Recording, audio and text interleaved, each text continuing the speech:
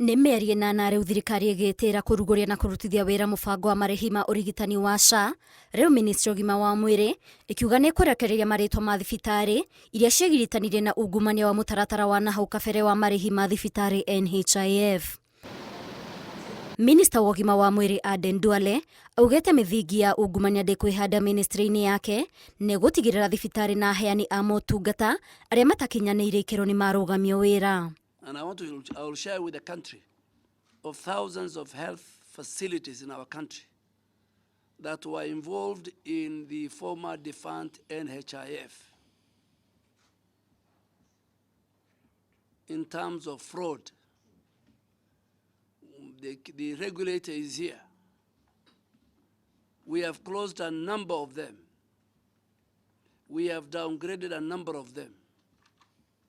And we will share with the country in maybe this week or next week. Duale arĩtio arĩ thibitarĩ-inĩ mũnene wa Aga Khan magĩkĩranĩra ngirimiti na thibitarĩ ũyũ kũheana motungata ma gũcenjia na kũrigita andũ mĩrimũ ya higo na mũigana wa 700,000 na mĩrimũ ya ngoro na mũigana wa mirioni 1.1 mbia iria irĩrĩhagwo kũhĩtũkĩra mũbango wa SHA. Under this partnership, subsidized kidney transplant surgeries will be provided to patients who meet clinical eligibility criteria and demonstrate financial need. For those qualifying as determined by SHA mean testing instrument, the hospital will cover the costs exceeding the 700 Kenya shillings, 700,000 covered by the Social Health Authority.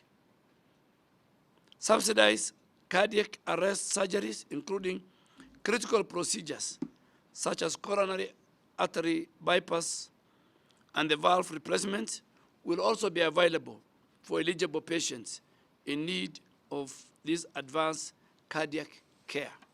Ngĩribotera Inooro TV, niĩ njĩtagwo Waithira Nduati wa Mwangi.